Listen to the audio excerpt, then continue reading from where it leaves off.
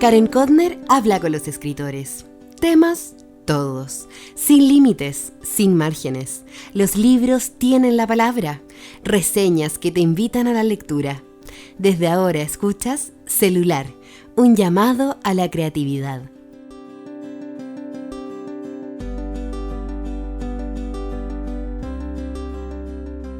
Hola, bienvenidos, ¿cómo están?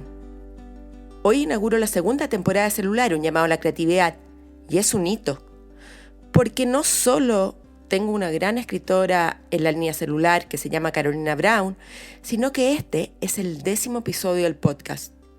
En esta temporada espero seguir con más entrevistas, más lecturas y también con propuestas para que se atrevan a escribir. Que les digo, quiero compartir tanto con ustedes, hasta me cuesta ordenar las ideas. Hagamos un poco memoria. El último episodio lo grabé de Celular, lo grabé en Ciudad de México, después de mi residencia de 10 días en Under the Volcano, en Tepoztlán. Ahora, en esta primera semana de marzo, era el límite que yo me había puesto para retomar la edición de la novela que estoy trabajando, La llamada silenciosa. ¿Planes? ¿Cuáles son mis planes para este 2020? Bueno, de acuerdo a lo que me propuse, en marzo es el mes de la última revisión de la novela y luego pasaré a otra etapa, la temida búsqueda de editoriales. La verdad es que no he hecho mucho al respecto, porque creo que no es bueno mezclar dos hitos tan importantes. Este lunes, el que recién pasó, volví a mi taller, después de 2 meses de hibernación, como se dice. No había ido. Y es raro, por decir poco, en esta habitación propia, en mi taller, que me representa en un 100%, donde me siento súper tranquila para escribir, pero hacía mucho calor. Y volver a retomar esta rutina es como calentar los motores después que un auto ha estado en desuso por años. Bueno, pero hablando de creatividad, espero que este 2020 ustedes cumplan sus metas. Me encantaría saber cuáles son. ¿Se las han propuesto? Yo tengo muchas. Se las cuento. Primero, la idea es comenzar pronto con un taller de escritura creativa para adultos. Y la otra es terminar un cuadernillo con ejercicios que lo tengo ahí como que me habla hace mucho y no lo he terminado de perfeccionar. Porque quiero abrirles a la literatura. Como ven, soy una persona de retos y por eso no me cuesta mucho que se me ocurran ellos mismos los retos. Solo que como todo el tiempo a veces no nos acompaña. Este taller pretendo hacer los ciclos cortos, así como un pop-up, para ir probando cómo se me da a mí los tiempos y cómo se le da a los alumnos. Ahí los mantendré informados. El último invitado de Celular en enero del 2020 fue Gerardo Jara, el librero de La Catalonia, una librería que está en Providencia, en Chile, en Santiago de Chile, y un gran lector. Pero hoy hoy día vamos a conversar con una escritora chilena que ya lleva 3 libros, Carolina Brown, Caro, como le dicen. Ella publicó Rudas el 2018, su último libro de cuentos, y con una gran acogida de ventas. En Rudas, el lector se adentra en el mundo de la naturaleza, pero más importante aún, es como que está dentro y fuera de sus protagonistas. En estos 4 cuentos, en este libro de, les diría, 135 páginas casi, llama la atención la escritura de Caro Brown, su delicadeza para narrar situaciones complejas. Ella logra que el lector se traslade a escenarios completamente inusuales, como la montaña, el bosque, una isla. ¿Cuándo tomé la decisión de escribir Rudas? Después de que en diciembre 3 personas lo recomendaron en el super posteo, que aquí se los voy a dejar en los enlaces, que hice para ver qué libros regalar para las fiestas.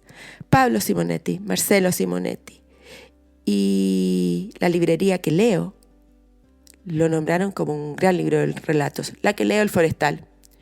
Si quieren interiorizarse, como les digo, les dejo los enlaces aquí abajo. Y también esta reseña que hizo Rodrigo Pinto en la revista El Sábado hace muy poco.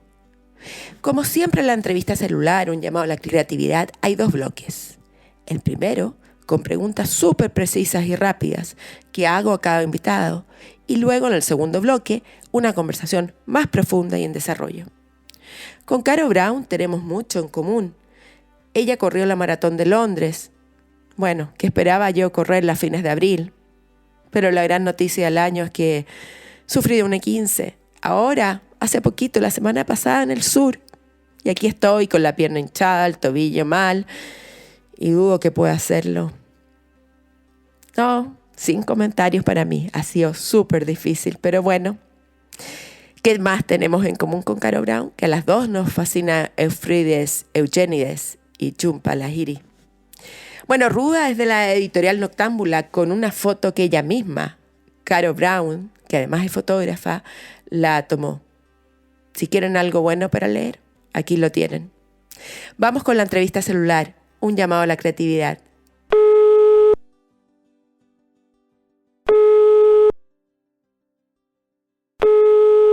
Hola, habla Karen. ¿Qué te estoy interrumpiendo?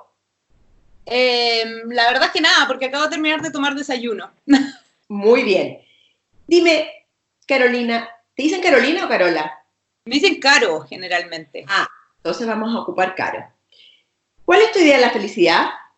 Mi idea de la felicidad es estar afuera, ojalá en un día con sol, pero sin mucho calor, haciendo actividad física y después comer algo rico. Esa es mi idea de la felicidad. ¿Tu mayor miedo?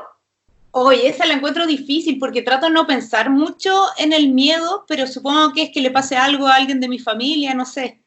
¿Y lo que más te molesta a ti misma? Lo que más me molesta de mí misma es que de repente soy una neurótica y me cuesta relajarme. ¿Y en los demás? Que a veces son unos neuróticos y les cuesta relajarse. ¿A qué escritor vivo admiras? Yo diría que a Ian McEwan y a Jeffrey Eugenides. Son 2 de mis escritores favoritos. ¿Y que falleció? ¡Ay, tantos! No sé. Por uno clásico, Cervantes, Shakespeare.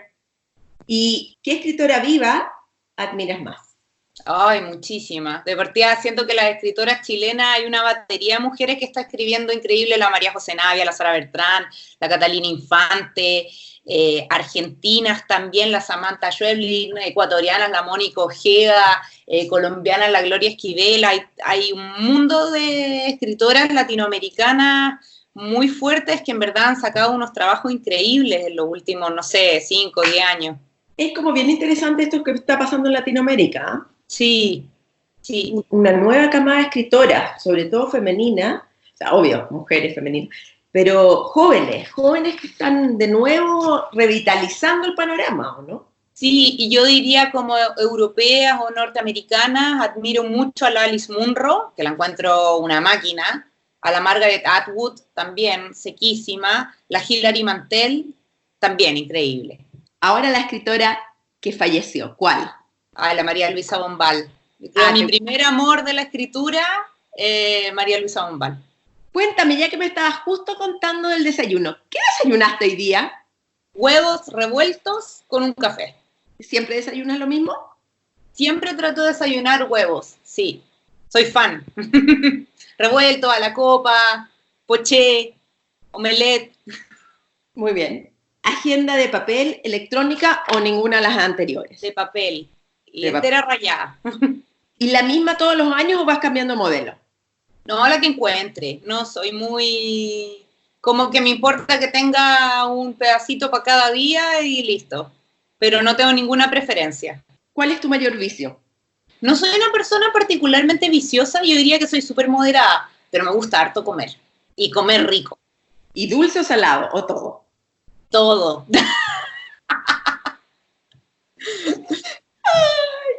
¿Y es buena para cocinar?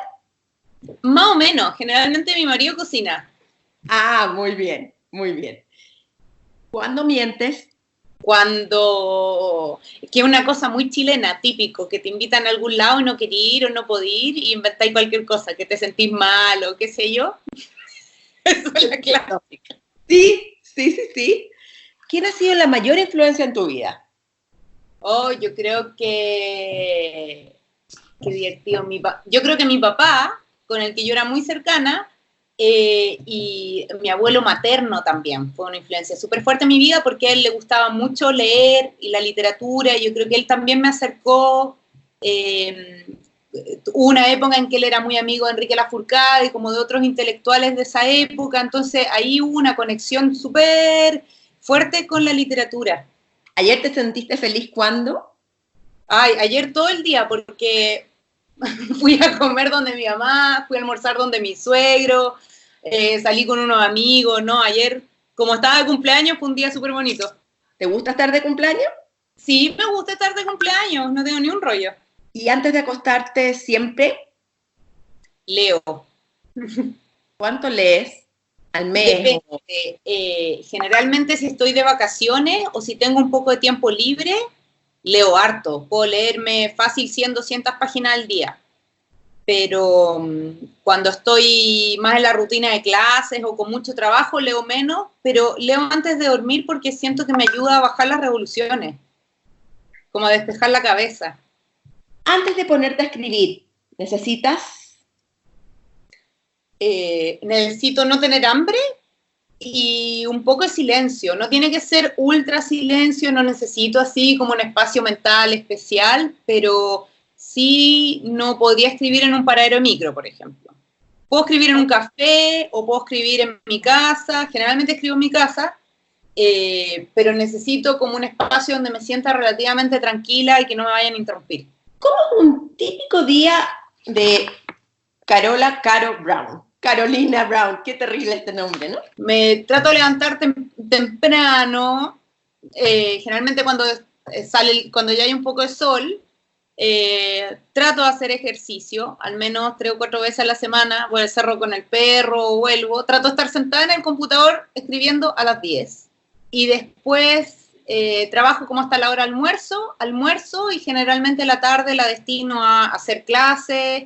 Yo soy freelance, entonces a veces tengo otros encargos, entonces trato de destinar la tarde como para las otras pegas y trato de dejarme la mañana para escribir. Ahora, generalmente no siempre me funciona, entonces antes era muy estructurada y sufría mucho por eso, porque no me funcionaba mi plan, pero ahora ya estoy más como dejo que fluya y escribo cuando puedo. Pero trato de escribir entre 2 y 3 horas diarias, mínimo. 5, 6, 7 veces a la semana. No, yo iría de lunes a viernes. O quizás lo más realista es decir 4 días a la semana, porque después siempre hay un día en que uno tiene reuniones y en verdad no alcanzo, pero sí, 4 días a la semana diría yo. ¿Y escribes en el computador, en lápiz y papel? En el computador, pero siempre ando con una libreta anotando ideas o diálogos o cosas que se me ocurren, pero generalmente cuando me siento a trabajar es en el computador. ¿Cuál es, de todos tus libros, ya llevas 3, es el que más te ha costado escribir? El final del sendero, por lejos. El final del sendero me demoré 6 años en escribirlo. Y entre medio, y lo empecé a escribir mucho antes de mi primer libro. Lo empecé a escribir como el 2012, 2011. Mi primer libro salió el 2015. Y el final del sendero salió el 2018. Me costó muchísimo. ¿Por qué? Porque yo diría que me tiré con una novela cuando no tenía ni la expertise ni todas las herramientas para escribir una novela. Yo me daba cuenta de que estaba perdida dentro de mi propia historia, como necesitaba ahí ordenar cuáles eran los objetivos de los personajes, cuáles eran sus arcos, sus trayectorias de vida. La estructura también, yo no tenía suficientes herramientas técnicas para realizar la estructura que quería hacer, porque ese libro es muy para atrás, para adelante, todo el rato. Bueno, la mayoría de mi escritura es muy para atrás, para adelante, generalmente yo no escribo lineal. Entonces me quedé corta técnicamente y estuve mucho rato dando vueltas adentro de ese texto hasta que decidí guardarlo en un cajón y olvidarme de él. Me puse a escribir cuentos que se convirtieron en el agua y lo retomé recién como el año 2015. Y ahí lo retomé y lo retomé a partir de una cosa súper extraña. A mí me asaltaron y como que tenía ganas de escribir de eso, sobre la experiencia de que te asalten. Empecé a escribir un cuento sobre 2 amigas que las asaltaban. Y encontré, en algún momento estaba paseando al perro en la mañana y me di cuenta de que ese cuento era el final de esta novela que tenía botada. Y ahí cuando lo junté, como que hizo 8. El texto hizo como que se me armó en la cabeza al tiro y después ese libro, no sé, en rearmarlo me demoré 6, 8 meses. ¿Y cuál es el que menos te ha costado escribir? Rudas. ¿Té, café o agua? Todos, pero en distintos momentos del día. Entonces, me gusta el café mucho y me gusta el té mucho, pero sin azúcar y como bien así puro, bien inglés me gusta mi té. Y agua, sí, también tomo mucha agua. Entonces ya no te pregunto si azúcar, endulzante o nada. Porque... No, nada. El café tampoco, nada, nunca. ¿Cerveza, blanco, tinto, champán o bebida? Todo menos bebida. O sea, tomo cerveza, tomo vino, me encanta el vino blanco. Depende de lo que esté comiendo, en verdad. O sea, hace calor, hace frío. ¿Instagram, Facebook o Twitter? Instagram. Me carga Facebook, ya no lo uso, de hecho. Twitter me gusta, pero a veces encuentro que la gente se pone muy violenta. Y Instagram ya es como más buena onda, todos con sus fotitos, no sé qué, ya bueno, más tranqui. Esta pregunta vas a tener, no sé si la pensaste. ¿Cuáles son tus escritores preferidos? ¿Hombres o mujeres? Uno de cada continente. Uy, qué difícil, ya. Yo diría que de América del Norte, Jeffrey Eugenides. Chilena o de Latinoamérica, la María Luisa Bombal, que es como casi que mi amor de juventud. Europeo, McEwan, o Ishiguro también podría ser, o Hilary Mantel también podría ser. África es un continente donde yo estoy muy al debe con mis lecturas, así que no me arriesgaría a dar un nombre. Bueno, he leído algunos libros de China y algunos libros de Japón. Yo diría que uno que me gustó mucho, que me leí muy chica, era Los Cines Salvajes, creo, estas 4 generaciones de mujeres, pero no me puedo acordar de la autora, que eran 4 generaciones de mujeres y pasaba por la Revolución Cultural China. Sí. Ahora, no sé si podría decir mi autora favorita, porque he leído solamente ese. Yo diría que, desgraciadamente, ahora que lo pienso, mis lecturas están demasiado occidentales. La que más te inspira. Hoy, la que más me inspira. Yo diría que en este momento, porque siempre va cambiando, Margaret Atwood, porque creo que su carrera ha sido muy versátil, ha incursionado en distintos géneros. Yo en general todos mis protagonistas son mujeres y ella también siento que aborda como los temas de género de una manera dinámica, actual, también como en el fondo le pide al lector, también no es una literatura ni panfletaria, ni burda, ni todo lo contrario. Entonces creo que de verdad yo siento que la carrera que ha hecho ella ha sido sumamente inspiradora. ¿Y el que más te inspira? Hombre, yo diría que Shakespeare. Encuentro que también, ¿qué onda la mente de ese ser humano y la capacidad de, no sé, el lenguaje también bello? ¿El Pulitzer, Cervantes o el PEN? Yo tengo una relación media compleja con los premios. Ahora, yo diría, si veo un libro que dice Pulitzer, uno ya sabe a lo que va y eso es bueno también, o el Booker también. Pero creo que también los premios son una fotografía de un momento. Entonces, siempre me he preguntado como qué tan objetivos son o qué tan... Entonces, sí, yo diría que sí, le creo los premios, pero prefiero la recomendación boca a boca. Como que tengo amigos que si me dicen, no, este libro es increíble, yo ya sé que ese libro es un libro increíble. ¿Has sentido odio? Ah, yo creo que sí, sí. Trato de alejarme, eso sí, de eso, porque creo que al final uno no ganáis nada. Tampoco creo...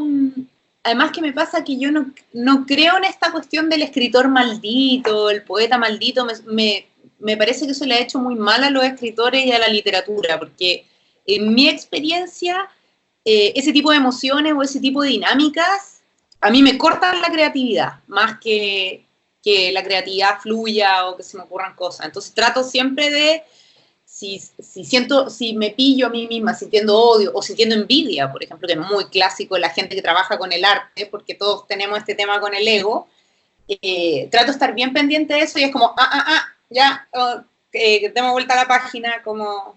¿Qué te hace enojar?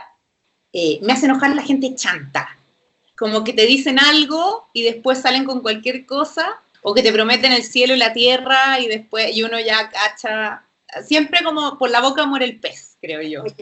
Y chanta, ¿cómo lo podemos definir para los que nos están escuchando a nivel latinoamericano en España? Sí, yo a ellos les pido perdón porque yo sé que necesito subtítulos a veces.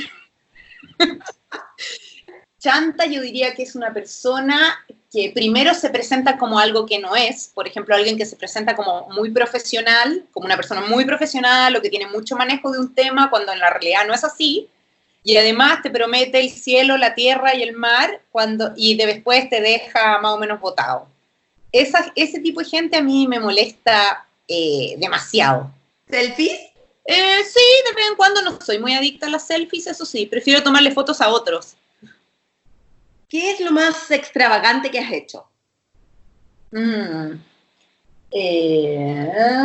Traté de subir el Kilimanjaro, pero no me resultó. Eso es extravagante igual. Muchísimo. ¿Y por qué no te resultó?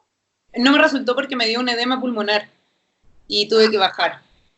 Bueno, para los que nos escuchan, lean Rudas y van a entender perfectamente. ¿Qué tipo de libros, lecturas, lees mientras estás trabajando en un proyecto? Hoy depende mucho. Generalmente, por ejemplo, el año pasado y este año he estado trabajando en 2 novelas que tienen como una tangente histórica. O sea, no son novelas históricas, pero tienen un componente histórico. Entonces ahí he estado leyendo mucho, entrevistando gente y también leyendo cosas que tengan que ver con esos temas, un poco para documentarme, que no necesariamente es ficción. A veces es ficción, a veces es como libro histórico o ensayo.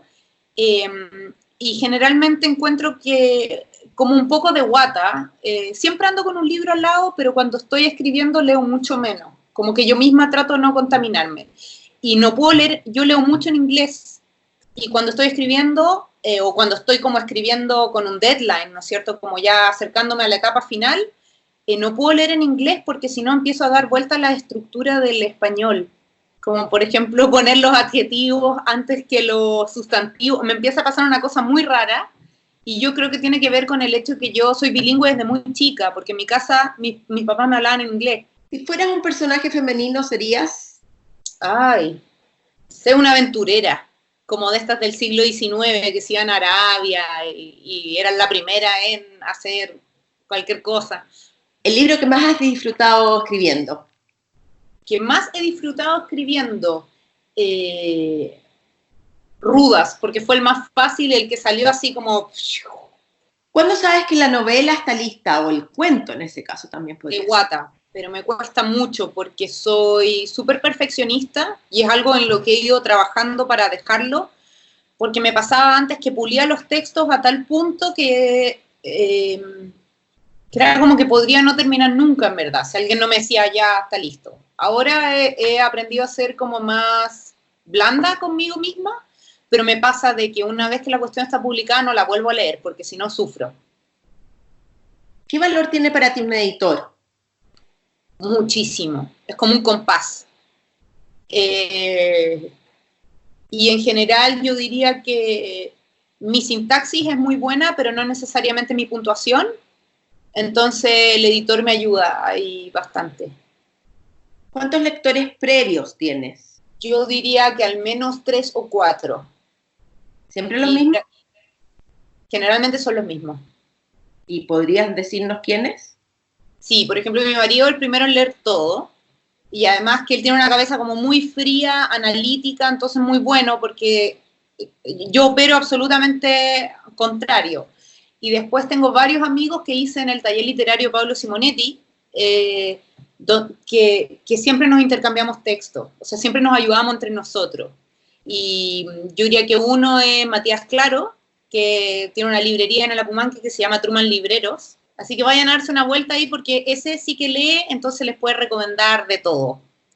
Juan Pablo Sáez, que él escribió un libro policial que se llama Operación Requiem, y ahora está viviendo en Barcelona. Él también es uno de mis revisores constantes, y una muy buena amiga, Carmen Rosa Ringeling, que ella, bueno, es mamá, pero pasó por la Escuela de Literatura, y es profe, entonces también tiene como una mirada distinta. Entonces tengo al lector serial, el periodista, el ingeniero y la profe. Así que hay un espectro amplio. Hablando de talleres literarios, para ti, ¿cuál es el valor de un taller literario? Para mí fue muy importante en un momento de mi vida en que no estaba escribiendo, en que no sabía si iba a volver a escribir, y me dio un espacio donde, o sea, primero que nada me dio una estructura temporal, ¿no es cierto? Yo tenía que cumplir con el taller cada ciertas semanas tenía que traer algo que leer, entonces eso te obliga a trabajar, y me dio un espacio de feedback constructivo, que es algo que uno necesita mucho, porque es diferente que tú le pases el texto, no sé, a tu abuelita, que te va a decir como, ay, qué lindo, a que alguien lo vea y diga, oye, es que yo encuentro que los gerundios que estáis usando acá, no sé qué, como que un feedback técnico, en el fondo. Y eso fue súper importante para mí. ¿Cuántas veces editas el texto? Ahora estoy tratando de editar mucho menos.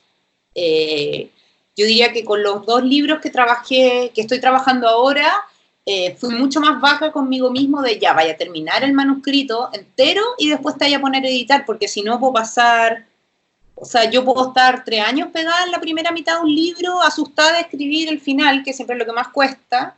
Entonces ahora he sido mucho más vaca y me ha funcionado mejor, he ido mucho más rápido. ¿Los rusos son para ti? Misteriosos. ¿Los norteamericanos te recuerdan? Una hamburguesa. ¿Los franceses nos regalan? Estilo. ¿Los latinoamericanos están? Alegre, siempre. ¿Y los escritores chilenos somos? Más amigable de lo que la gente cree. O por lo menos esa ha sido mi experiencia. ¿Qué clásico hay que leer y releer una y otra vez? Hoy varios. Yo diría que así, clásicos mundiales, para mí los que más me han impactado es Drácula, El retrato de Dorian Gray, Ana Karenina, que me lo leí ahora, nunca me lo había leído completo en una edición gigante, original, todo, de verdad vale la pena. O sea, es un ladrillo el libro. Es tan gordo que me lo leí en las vacaciones, se lo pasé a mi marido para que lo llevara en la maleta porque a mí no me cabía, y lo pararon en el aeropuerto porque era tan denso que se veía como un ladrillo, como una caja negra, así que le abrieron la maleta, todo. No, es como una clase magistral de cómo escribir literatura, Ana Karenina, o sea, yo estoy impactada. Y yo diría que clásicos latinoamericanos o chilenos en particular, El socio de Genaro Prieto, yo encuentro un libro que, o sea, a mí me marcó mucho, y es además tan chileno, este tipo que quiere hacer un negocio, como nadie quiere hacer un negocio, se inventa un socio, y este personaje imaginario termina controlando su vida, como una especie de La ventana indiscreta, pero con un tipo que quiere hacer negocio, y súper adelantado a su época, además. Ese libro, y yo diría que La mortajada, La bombal, también es como un clásico que vale la pena volver cada cierto tiempo. ¿Algún clásico que no hayas podido terminar? Sí, uno de Dostoyevsky. Es que me pasó que iba como en la página 200 y lo único que había pasado era que el personaje tenía barba, entonces como que necesitaba más acción. 5 consejos para escritores noveles. Yo diría que empezar a curtir el cuero chancho desde ahora, no tenerle miedo al fracaso, que yo creo que es algo que a mí me paralizó mucho tiempo, buscar alguna manera de asegurarte ingresos, porque vivir de la literatura es prácticamente imposible o te vaya a demorar mucho rato en lograrlo, entonces, y escribir y escribir hasta, aunque encontréis que sea malo, aunque no estéis inspirado, aunque tengáis sueño, aunque no tengáis tiempo, aunque tengáis 1000 pendientes, siéntate a escribir. 3 aciertos que has cometido como escritora. Ay, qué difícil esto. 3 aciertos que he cometido. Yo diría que postular a los fondos de cultura, aunque no siempre me los gane, he aprendido mucho en el proceso. Siento que me he curtido montones en el tema como de postular a fondos y como poner tu trabajo allá afuera. Bueno, presentarle el final del Sendero a Planeta, que yo pensaba que como que iba a pasar colado, resultó que no, incluso el final del Sendero terminó inaugurando una colección de primeras novelas de escritoras jóvenes, que eso para mí fue muy bueno porque me dio un montón de exposición. Y el último acierto, yo creo que fue un acierto ahora que lo veo hacia atrás. Trabajar en la industria publicitaria fue un acierto, porque me creó el cuero chancho. ¿Y 3 errores? Haber dejado de escribir cuando era estudiante en la Chile, en el fondo porque tenía susto, yo creo, como que no... Sí, haber dejado de escribir, haber dejado de escribir, haber dejado de escribir. Esos son mis 3 errores. Si volvieras el tiempo atrás, ¿harías algo distinto? No, no creo en volver al tiempo atrás. ¿Cómo te relajas? Haciendo deporte, haciendo cosas con mi perro, o en familia, no sé. Sí, así, haciendo deporte o con mi perro. ¿Tienes un hobby? Varios. Corro un montón, me gusta estar afuera un montón. Yo diría que soy bastante cinéfila también. Sí, esos son... Y cocinar también he ido de a poco. No tanto como me gustaría, pero de a poco. A veces cocino. Fotografía, escritora, montañismo, profesora, ¿cómo se vinculan en ti? Yo creo que a mí siempre me gustó hacer vida al aire libre, siempre. Entonces, estar afuera haciendo deporte se volvió una necesidad, porque en algún momento de mi vida, sobre todo cuando estaba estudiando literatura en la Chile, sentía que como que mi cuerpo era una especie de lugar para que estuviera mi cerebro, ¿cachai? Como que era puro cerebro, y eso, no sé, me angustió mucho. Y empecé por la danza, el yoga, y después fui como virando hacia cosas al aire libre. Odio los deportes en equipo, odio los deportes con pelotas, no, como que lo mío es estar afuera, como sola o en grupos pequeños haciendo cosas. Y yo creo que hacer clases también se volvió, yo soy una persona súper sociable y bastante extrovertida, entonces hacer clases tiene que ver con eso también, porque siento que tampoco puedo estar las 8 horas encerrada en mi casa escribiendo sin ver gente, me empiezo a volver como un poco loca y me empiezo a poner medio obsesiva. Entonces hacer clases ha sido también una manera como, bueno, una manera primero de tener un soporte económico propio, ¿no es cierto?, mientras escribo, y igual que la fotografía. Y lo otro ha sido también ver gente, relacionarte con el mundo de afuera, salir, no trabajar todo el rato en la casa, sino tener una vida un poco más normal. Dios, meditación, nada. Naturaleza, diría yo. Que es como una meditación. ¿Cuál es tu habitación propia? Bueno, estamos en ella, un escritorio, y no hay generalmente nada. Y en mi escritorio donde trabajo y hay paz. ¿Fama, dinero o ambas? Ay, qué difícil. No me gustaría, encuentro que ser reconocido por el trabajo es muy positivo, pero no me gustaría ser famosa así como eso de que la gente te reconociera en la calle todo el rato y te hablara y te pidiera cuestiones, creo que me daría mucho nervio. Y también me gustaría tener suficiente dinero para vivir tranquila, pero no me interesa ser millonaria. En tu velador, ¿qué libros tienes hoy?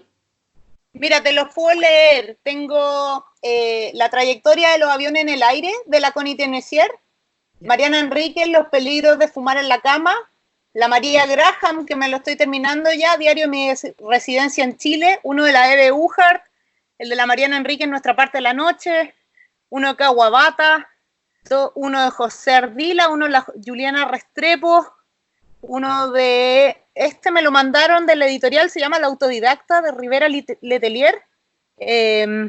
Tengo Historia del cerco de Lisboa, La trama nupcial, de Eugénides, La noche de los alfileres, de Riolo. No, un montón de libros. Y acá también tengo más, porque como a falta de uno, miles. No, así es la locura. Pero además me pasa que además nunca como que siempre voy sumando, entonces digo, me leí 5 libros esta semana, ya, y sumo más. Además que intercambio muchos libros, yo. ¿Eres Porque si no, no hay bolsillo que aguante, po. Claro, ¿eres de escaleta o te dejas llevar? No, soy de escaleta. ¿Mac o PC? Mac. ¿Bloqueo del escritor?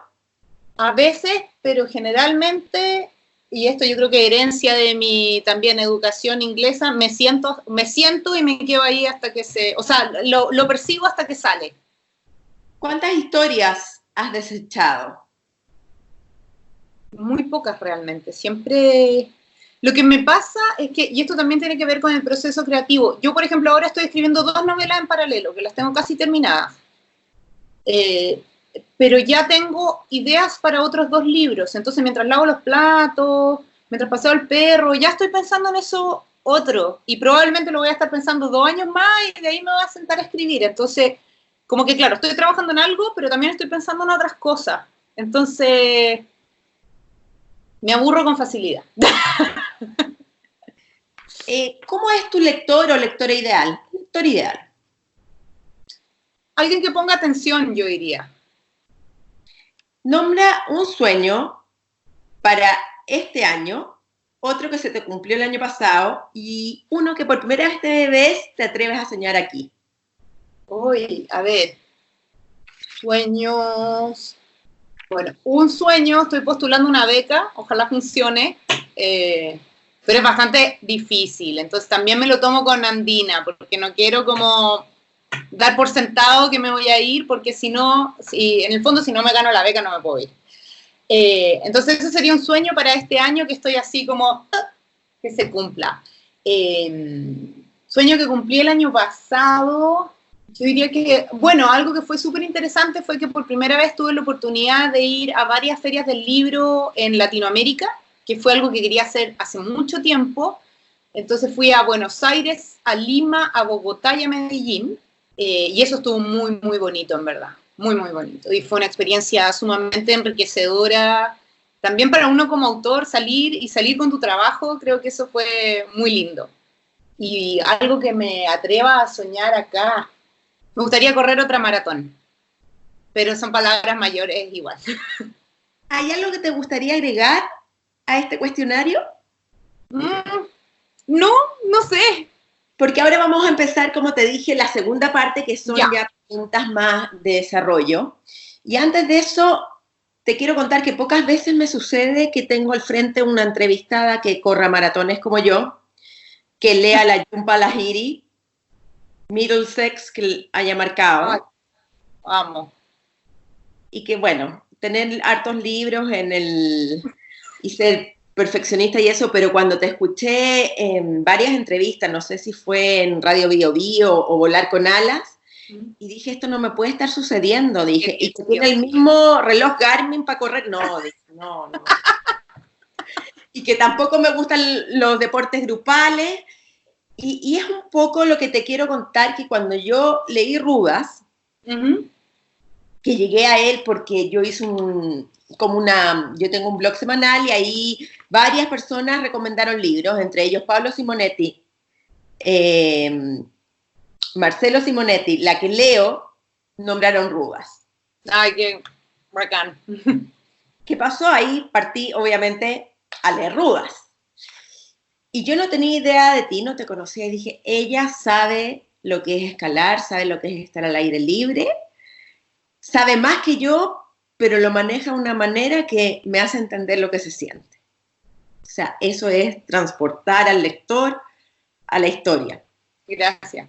Y la verdad es que, por ejemplo, ayer, cuando leía la columna de Rodrigo Pinto, que te sorprendió antes de ayer, el sábado, la revista El Sábado, en el Mercurio, dice que son cuentos duros, cuentos rudos, cuentos que hablan bien de la madurez de una joven escritora. Siento que cada vez que dicen joven escritora pierdo un año. Voy un año, me rejuvenezco un año. Solo que ese día todavía tenías 35, ¿no? Todavía tenía 35. Ahí está. ¿Qué se siente tener tan buena acogida, no solo por la crítica, sino por los lectores? Se siente muy gratificante, pero a la vez es algo que me lo trato de tomar con harta agua fría, porque siento que sobre todo con lectores que son muy duros, como la Patti Espinosa, por ejemplo, generalmente ella es súper dura, o Camilo Marx también es súper duro. Me han tratado bien, pero yo también tengo claro que me trataron bien esta vez y que quizás la próxima vez no me traten bien. Entonces siento que hay que tomárselo como con calma. Creo que es rico, es muy gratificante que a alguien le guste tu trabajo, sobre todo porque escribir es un trabajo que muchas veces es ingrato, desde muchas partes. Es ingrato porque económicamente es muy difícil vivir de él, es ingrato porque es un trabajo que uno hace en solitario, a veces robándole tiempo a la familia, a las cosas de la casa, a las pegas remuneradas, a otras cosas. Es ingrato porque como uno trabaja solo, muchas veces te pierdes en este laberinto de opciones, de ideas. Entonces, siento que es increíble, o sea, para mí es increíble cuando alguien me pone en Twitter, oye, me encantó Ruda, lo pasé bien leyéndolo, no sé qué. O sea, eso es muy motivante. Pero también creo que así como hay libros que les ha ido muy bien, tal vez en el futuro en mi carrera puede haber libros que no les vaya tan bien y tengo que prepararme también para eso porque es parte del juego. Entonces trato de tomármelo como con calma. Yo, escuchando, haciendo un poco de investigación sobre ti, digamos, sobre esta persona, sobre Caro Brown, escritora en realidad, dije, si es una mujer que le gusta el montañismo, es otra, además se atrevió a dejar su carrera en el cubículo, como lo has dicho en otras entrevistas, por la incertidumbre de dedicarte 100% a la escritura. Me da la sensación que te gustan los desafíos o sí, que eres valiente. Sí, yo también tengo, no sé si valiente, pero llegó un punto donde era tremendamente infeliz. Yo tenía una pega que igual era una pega soñada, entre comillas, trabajaba en cultura, en un lugar que no era particular, donde había en general un buen ambiente, donde no era una pega particularmente estresante, era una pega que sí me dejaba un poquito de tiempo para escribir, pero era una pega donde yo tampoco tenía para dónde crecer. Entonces, en un momento dije, no puedo seguir acá, en verdad me sentía como muerta en vida. Po. Y lo que hice fue planificar mi salida, en el fondo me quedé un año más en el cubículo, diciendo ya voy a ahorrar, voy a hacer esto, voy a como planificando una serie de cosas. Y creo que eso me ayudó harto también, porque la vida como trabajador independiente es muy, muy incierta. O sea, un mes te puede ir increíble, otro mes te va pésimo. El tema de lo que ha venido pasando desde el 18 de octubre es sumamente fuerte también porque en el fondo hay una inseguridad laboral que también persiste, hay muchos proyectos que quedan parados, entonces esa parte es súper demandante y es súper dura y en el fondo es súper frustrante. Bueno, y de poco además vaya haciendo clientes, yo me establecí súper bien con los talleres, en el fondo me he ido bien ahí, tengo talleres que ya van en su tercera versión, me han invitado a hacer workshops a la Chile, por ejemplo, que ha sido súper gratificante, entonces he ido de a poco también armándome yo como un nicho, pero eso toma tiempo, entonces ese, como llegar hasta ahí es súper pesado y yo creo que quizás no todo el mundo tiene el cuero para bancarse eso. ¿Qué significa para ti ser un buen tallerista? Yo diría que hay que ponerle mucha atención al trabajo de los alumnos y siempre pensar, a mí me ha pasado que yo no he tomado muchos talleres, pero creo que es importante que uno escuche dónde el alumno quiere ir y lo ayudes a llevarlo hasta allá. Da lo mismo si yo pienso que el alumno debería ir para allá y él quiere ir para allá, yo tengo que ayudar, en el fondo, suprimir mi ego, suprimir mis expectativas en torno a su escritura y yo llevarlo donde él quiere ir, porque en el fondo es el trabajo de él. Siento que eso es sumamente importante. Siento que es sumamente importante cuidar el ambiente del taller. O sea, yo lo primero que digo es que en este taller son críticas constructivas para que el texto mejore, no estamos criticando a la persona, no estamos criticando tampoco para hablar ni para escucharme yo, sino que ir a un taller es un ejercicio de generosidad. Como en el fondo queremos que el texto del compañero sea mejor y hay que trabajar para eso. Y hoy día le toca a Juanito, mañana le va a tocar a Pepita y así, y cada uno va a tener su turno de trabajar su texto, pero en el fondo es un ejercicio grupal donde todos trabajamos por aportar al texto del otro. Y desde un lugar constructivo, no desde el ego, no desde figurar o de hacer mierda a la persona que está ahí leyendo, que eso también pasa a veces. Me quedé pensando, ¿has corrido cuántas maratones? Solo una maratón completa y como 10 medias maratones. ¿Y dónde corriste tu maratón? Corrí en Londres, el 2016. ¿Qué te ha entregado el tema de la maratón de correr? Yo diría que varias cosas. Primero, que la mente pare, porque uno en el ejercicio de escritor o la mayoría de la gente que trabaja en cosas donde se requiere como pensar harto y no tanto hacer, como en el fondo está ahí todo el día con la cabeza, tac, tac, tac, tac, tac. Entonces correr, como yo soy asmática y ya me cuesta respirar, tengo que poner la mente en blanco para correr. Yo estoy pensando en mi cuerpo solamente, estar ahí en el presente. Y no existe el celular, y no existe la lista de compras, y no existe que tengo que hacer esto, y no existe que... Entonces siento que estoy inmersa por completo en el presente, que eso es algo que a mí en particular me cuesta hacer. Entonces creo que correr me ha entregado eso, me ha permitido probarme física y mentalmente, y me ha entregado enormes alegrías, porque además la Maratón de Londres es el evento deportivo como de fundraising más grande del mundo. Entonces yo corrí por una causa que eran los bosques chilenos, y junté 2 millones de pesos que se fueron al Parque El Boldo, que es una pequeña reserva privada que queda en Zapallar, donde hay mucha presión inmobiliaria sobre el bosque, y es además uno de los últimos bosques que quedan esclerófilos, ¿no es cierto?, de estos que juntan agüita de la vaguada costera, y es un lugar precioso, como era la mayoría de la costa central de Chile, que en el fondo ha desaparecido porque hemos construido encima, sin parar. Entonces creo que eso también fue muy gratificante. Ahora vamos a volver un poco a un tema que me llamó mucho la atención. En esta entrevista, conversación que tuviste en Radio Bio Bio con Marco Antonio Laparra, Ana Josefa Silva y María José Navia, hablaste sobre la sobredescripción. Y justamente yo llevo una bitácora lectura y puse en signo de interrogación, ¿sobredescripción? Y no lo contesté. No llegué a una conclusión, claramente. ¿Cómo ves tú eso en ti? Creo que a mí en particular me gusta mucho la descripción, porque como trabajé en el mundo audiovisual y de la publicidad, y me dediqué a la fotografía mucho rato, tengo la parte visual muy desarrollada y la ocupo mucho en la escritura.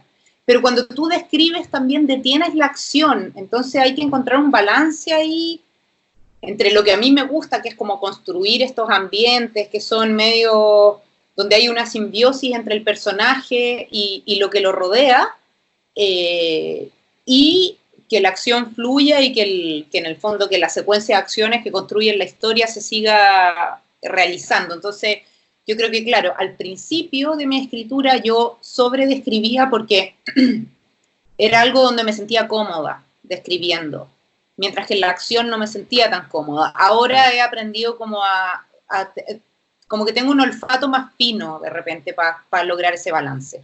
Y eso te lo da la práctica. Bueno, ¿qué te voy a decir de la edición, de todo el cuidado? Pero sí, lindo. Mucho del último, del cuento, el más largo, que es el de esta mujer que va a la montaña, pero si yo tengo que cerrar mis ojos y decir con cuál se me quedó en el alma, es La Isla, que es el primero. Porque la tensión que yo sentía ahí, o algo tan universal quizás, me sentí completamente como imbuida con este temor de la protagonista de callar. Quiere hacer algo, claro. Y quiere hacer algo, y por otro lado, como que te ves en este cine que transcurre toda la relación del padre con la madre, del hermanastro, y tú dices, no va a pasar, y pasa. Y pasan un montón de cosas, no quiero contarle al lector cuál es el desenlace. Y no quería seguir leyendo por esta cosa de angustia. Sí, como es bien angustiante. Sí, eso por un lado. Y después, en esto de la montaña, me quedé pensando del tema que hablan que la mujer ir sola a la montaña, pero en realidad si uno se lo pone a pensar, no es prudente ni que el hombre vaya solo a la No, montaña. que nadie vaya solo a la montaña, pero mucha gente lo hace. Claro, pero si yo tuviera una amiga, una hija o cualquiera le diría, tú estás loca. Sí. Hay un grado desquiciado, sea hombre o mujer, digamos. Pero lo bonito, lo que logras ahí es cómo esta falta de oxígeno se va inmiscuyendo en la mente de ella. Esa concatenación, ¿cuánto te llevó lograr esto así tan...? Ese cuento fue el primero que escribí, de todo Rudas, y el último fue La Casa del Ciervo Rojo. Y no fue tan lejano porque en el fondo yo venía ya con esta experiencia que quería hablar de esto. Había tomado hartas notas como cercano al suceso, como de cómo me sentía, y fue una experiencia, o sea, para mí pasar por eso fue una experiencia realmente muy fuerte porque yo hubo un momento en que pensé que me iba a morir. O sea, yo no iba sola, iba con amigos que me cargaron la mochila, pero fue muy fuerte porque esa sensación de que tienes que llegar y no sabes si vas a llegar, y como al mismo tiempo la hipoxia hace que uno como que no tenga ningún sentimiento, como que yo no estaba asustada, no estaba feliz, no estaba triste, no nada, pero en mi cabeza yo decía como tengo que llegar, y en el fondo lo que pasa ahí en La Parva, ese sendero yo lo he hecho, no sé, 13 veces, entonces muy raro también un sendero que uno conoce tan bien y ves viendo como lo que tú haces normalmente ya no lo puedes hacer por en el fondo, porque estás impedida físicamente para hacer eso. Entonces yo quería usar eso de estructura para todo el problema psicológico de Sandra, que es como que en el fondo ella aparenta tener su vida en orden, pero no tiene nada en orden, ni su relación con su madre, ni su relación con su padre, ni su relación con el pinche, que es este Oleg, y a partir de ese no tener oxígeno, también ella empieza como a sacar todas estas cosas que nunca ha dicho, porque en el fondo se ve enfrentada a la posibilidad de la propia muerte. Entonces, eso es lo que motiva que ella saque todas estas cosas para afuera. ¿Por qué decidiste la pareja, el amigo, sea Oleg? Porque estaba viendo un documental del Eiger, que es la montaña que Oleg habla del Eiger y que quiere ir a ver el Eiger y que no sé qué, y que además es una montaña que es muy técnica, y estaba viendo un documental de los primeros escaladores que subieron y que uno se murió de una forma absolutamente horrenda, y dije, no, yo quiero meter esto de alguna manera, porque encontraba que era como una premonición también. O sea, me ayudaba a mí a establecer un elemento al principio de la historia que era una premonición de lo que venía después, como hacer estas conexiones. Después, yo aquí subrayé algo que lo encontré y lo vuelvo en El color de la tierra sin plantar, que es un texto elegantemente universal, digamos, como esta mezcla de lo que quiere uno y de lo que te va a pasar. No quiero contar mucho, pero básicamente es una pareja que los dos quieren tener hijos y cómo se mezcla la tierra con esto y el cambio de vida. Y quiero esto, él se desabrochó la camisa para mostrarle la gruesa cicatriz que dividía su pecho en dos. Elisa sintió frío. Le pareció que la lasaña frente a ella respiraba. Estiró un dedo tímido a través de la mesa, hacia esa línea de piel rosada y turgente que parecía más viva que todo lo demás. Aquí me gustó mucho cómo jugaste con el tema de la lasaña. Porque la cicatriz es algo frío, feo, la lasaña es algo caliente, es algo... Pero también feo. Sí, pero también es algo que te logra satisfacer, que comes, y cicatriz a veces es como algo que te rompe, es un antes y un después. Muy linda. Hay imágenes así a lo largo de todo el libro. Por ejemplo, si esto fuera una edición de una película, ahí hay una asociación como por color y por forma. Entonces, a veces yo opero así, porque en el fondo vengo de este mundo, entonces, si allá están comiendo en un restaurante y ella quiere verle la cicatriz, pero ¿qué se parece a una cicatriz? Que tiene forma de cicatriz. Y al tiro pensé en la lasaña, por la carne, las capas, los blancos, los rojos. Y dije, ya, tiene que ser una lasaña. Tienen que estar comiendo lasaña. Ahora voy a... Con esto es la última pregunta, pero me quedé pensando en el tema de Ana Karenina y las familias felices, que también los nombraba en otras ocasiones. Bueno, y Tolstoy, que vemos que lo descubriste. Pero ¿no será que tú dices la imposibilidad de las familias de ser felices, como esta quimera o este ideal? Pero ¿no será que el conflicto mismo de la familia es parte de la felicidad? O sea, sin conflicto no hay. Pues, yo creo que al final eso es no sé si es parte de la felicidad o no, pero siento que el conflicto en un grupo humano es parte natural de las relaciones de un grupo humano. Y quizás, claro, en la cabeza tenemos esta cosa súper idealizada, donde nadie pelea con nadie, somos todos rubios, felices y nos va increíble, ¿no es cierto? Pero esa no es la realidad, entonces siento que eso es muy interesante, o sea, cómo en un grupo familiar siempre hay roces, conflictos, envidias, que es como natural del ser humano, no tiene por qué necesariamente ser malo, pero lo veo como parte natural de la vida. O sea, yo no conozco ningún hijo que no tenga conflicto con sus padres, o ningún padre que no tenga conflictos con sus hijos, y me parece que es un lugar muy interesante y que ahí habita la literatura. O sea, me parece que la literatura no va a habitar en una familia comercial donde nunca pase nada y sonrían todos 24 horas al día, ¿cachai? Ahora Tolstoy se quedó contigo, parece, ¿no? Sí.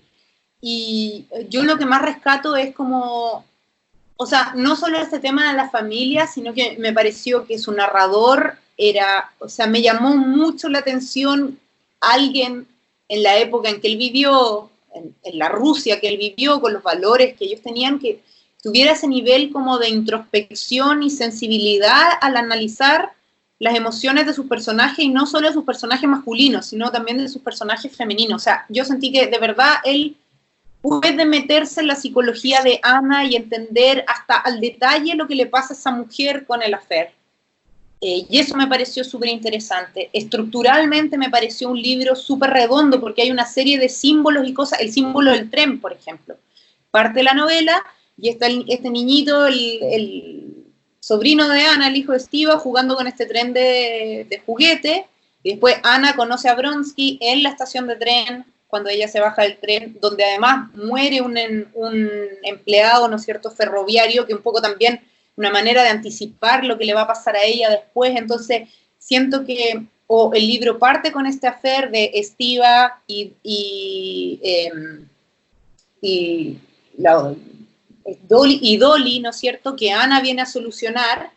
Ella viene a solucionar un affair que efectivamente lo soluciona, y ese matrimonio sigue casado, pero después ella cae en su propio affair que no logra solucionar. Entonces, pienso que también hay una preocupación con la estructura, que es un tema que a mí particularmente me interesa, que está muy bien solucionado. Entonces, para mí ese libro es como una clase magistral. De verdad fue una muy grata lectura. Y yo creo que en un par de años lo voy a volver a tomar.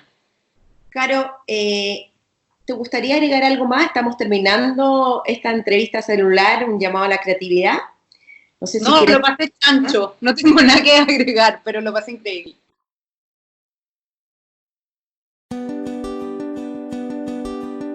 Como siempre, los invito a todos sus comentarios, a contarme qué hicieron el verano, cuáles fueron sus grandes lecturas, qué esperan, si hicieron los ejercicios que les propuse en enero. Bueno, vamos conociéndonos. Esto es lo interesante de los podcasts, que podemos crear comunidad. Seamos una comunidad celular y que tengas un súper día. Han oído Celular, un llamado que no termina. El pulso de la creación. Estén atentos a la llamada. Recuerden seguirnos y escucharnos en Spotify, iTunes, iVoox y por supuesto en karenkodner.com. El diseño de sonido y la postproducción estuvo a cargo de Podcast.cl. ¡Hasta pronto!